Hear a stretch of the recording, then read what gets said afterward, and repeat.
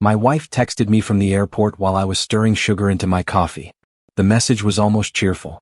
I took all the gold from the safe and I'm flying away with my young boyfriend. You'll never see me again. I read it twice, then took another sip. My name is Nathan Cole. I'm 34 years old. And at that exact moment, my wife believed she had just won the game. Outside the cafe window, morning traffic moved slowly.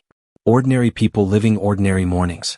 No one knew my marriage had just detonated through a text message. No yelling. No confrontation. Just an announcement. I imagined her smiling while typing it. Imagined the excitement. The freedom. The victory she thought she'd secured. The gold she mentioned had been in my family for 3 generations. Coins, bars, heirlooms. Not priceless, but meaningful enough to make betrayal sting. And it did sting. Just not the way she expected. Because she didn't know what I had done the night before. I had opened the safe after she went to sleep. Not because I distrusted her. Because something had felt off for months. Late night calls. Sudden gym sessions. Secretive smiles at her phone. So I made a small decision. A quiet one. Something legal. Something clever. Something invisible. My phone buzzed again. Another message. Don't try to stop me. I already boarded. I smiled slightly. Across town the airport cameras were rolling. And within minutes security would open her bag. And realize she wasn't carrying gold. She was carrying evidence. The airport security footage later showed the exact moment her confidence dissolved. She was still smiling when they unzipped the bag. Still relaxed. Still victorious. Until the officer's expression changed. I watched it live from my laptop at the cafe. Not illegally. Not through hacking. Through a compliance portal I had access to as part of my logistics firm's international customs advisory contract. Irony has a sense of humor. The gold bars sat neatly inside her carry-on. Except they weren't just gold anymore. Each bar had been fitted the night before with a tamper-proof tracking insert and a documentation sleeve registered under an asset transfer audit. Because those bars were no longer classified as personal valuables. They were listed as collateral evidence in an ongoing financial compliance inquiry. She didn't know that. When the scanner flagged the documentation tags embedded inside the bars, secondary inspection triggered automatically. Then the second alert hit. The officer pulled out a sealed envelope from beneath the coins. The envelope I had added. Stamped. Registered. Addressed to the Financial Crimes Unit. My wife's smile vanished. The camera zoomed slightly as 2 supervisors approached. Her phone buzzed in her hand. Was me. I sent one line. You should have opened the safe before you opened your mouth. Moments later, airport exits were locked down. Not because she stole gold, but because she was now in possession of something far more dangerous. And she still had no idea what it was. She called me 3 times. I didn't answer. The 4th time I picked up. Nathan, she whispered, voice shaking, what did you do? In the background I heard airport noise, muffled announcements, footsteps, the controlled tension of people pretending nothing was wrong. I didn't do anything, I said calmly. You opened the safe. They're saying I can't leave, she hissed. They're asking questions about documents I've never seen. That's strange, I said. You seemed very confident in your message. Silence. Then anger. You set me up. No, I corrected softly. I prepared. A security officer approached her. I could hear him asking her to step into a private room. Nathan, listen to me, she said quickly. I didn't know. I know, I interrupted. And I meant it. She didn't know. That was the point. The line went dead. I leaned back in my chair and watched the rain start outside the cafe window. 4 months, money had been disappearing from our joint accounts in small, forgettable amounts. Consulting fees. Transfers. Crypto conversions. Too clean to be reckless. Too deliberate to be random. I never confronted her. Instead, I spoke to someone else. An auditor. Quietly. Legally. And last night, I finalized the documentation linking those gold bars to an internal review. If they left the country, alarms triggered automatically. Which meant one thing. She hadn't just stolen from me. She had accidentally walked into an investigation already in motion. My phone buzzed again. Unknown number. I answered. A male voice spoke calmly. Mr. Cole?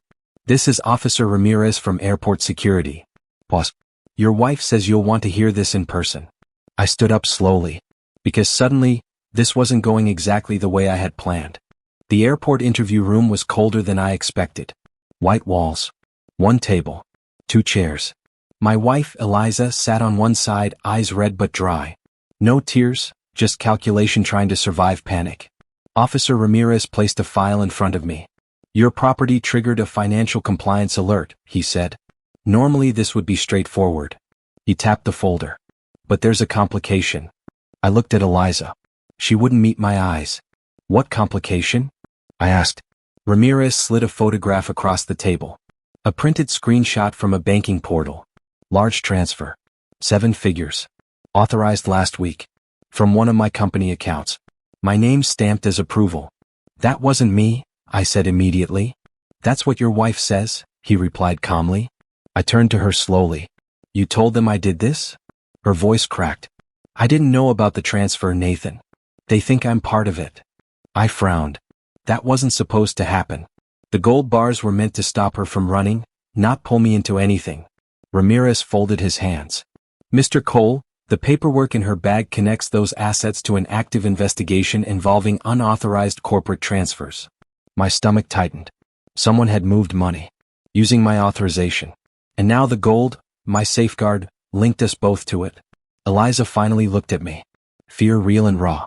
I thought I was leaving with my boyfriend, she whispered. I didn't know this was this.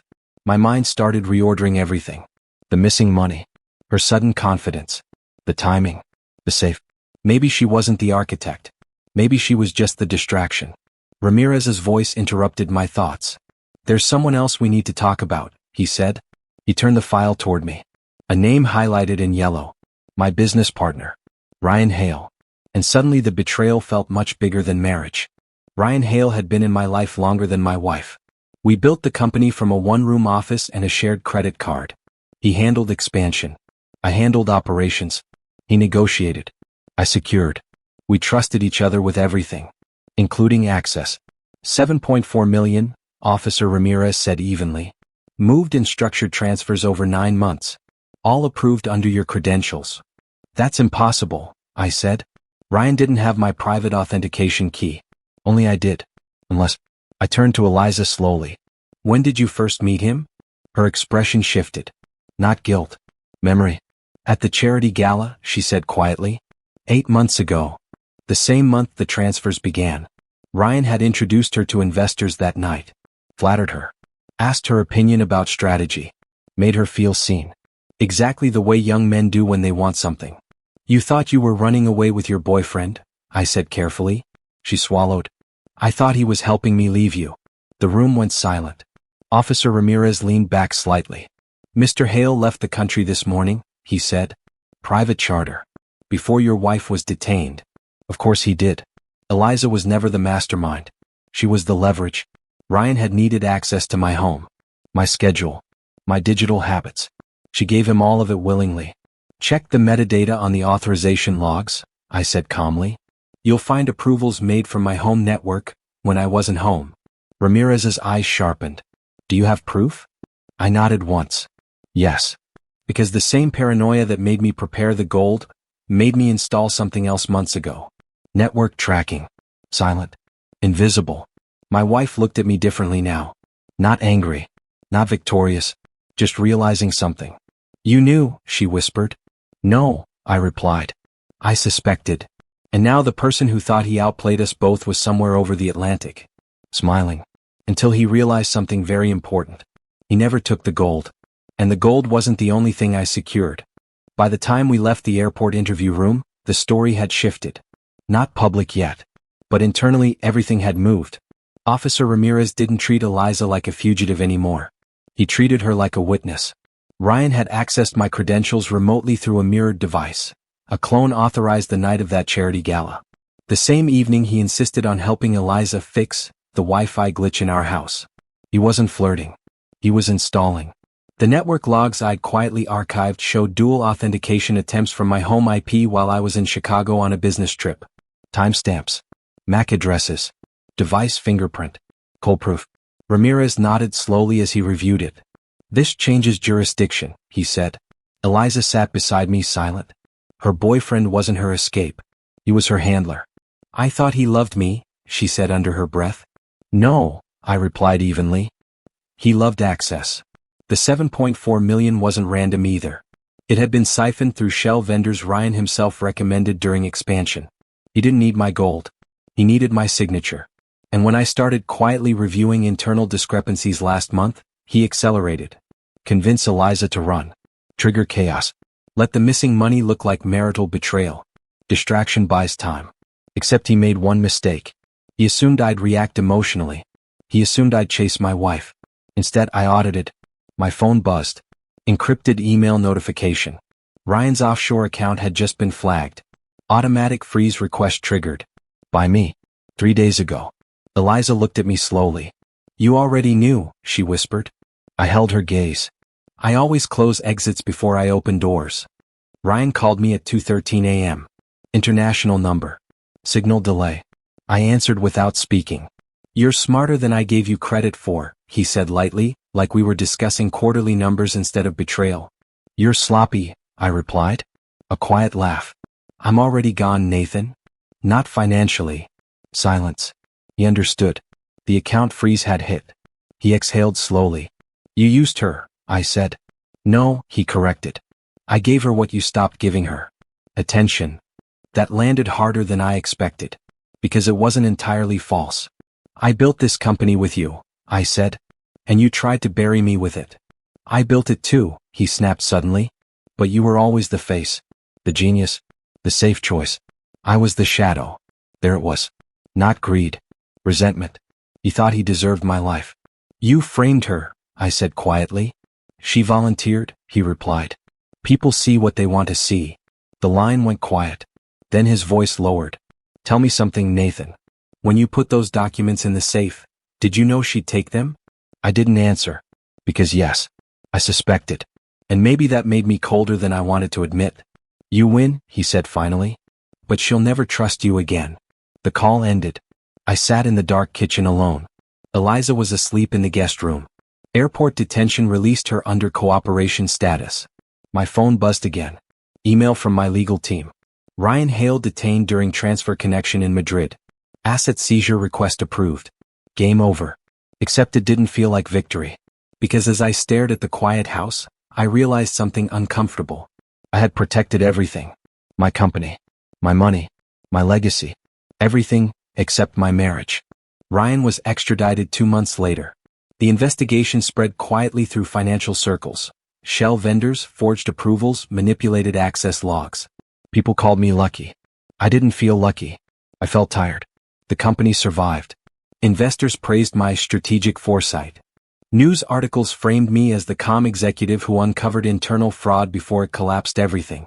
They never mentioned the text message from the airport. Or the look on my wife's face when she realized she had never been running away, she had been guided. Eliza moved out for a while. Not because of the investigation. Because trust doesn't return just because the truth does. One evening she came back to collect the last of her things. No anger. No drama. Just quiet honesty.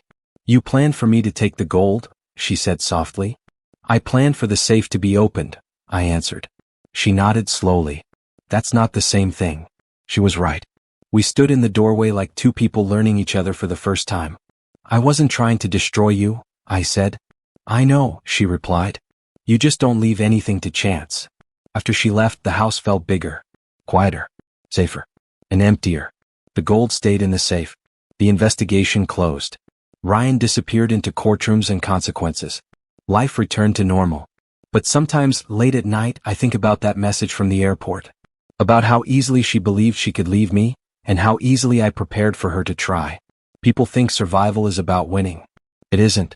It's about seeing clearly before everyone else does. I protected my future.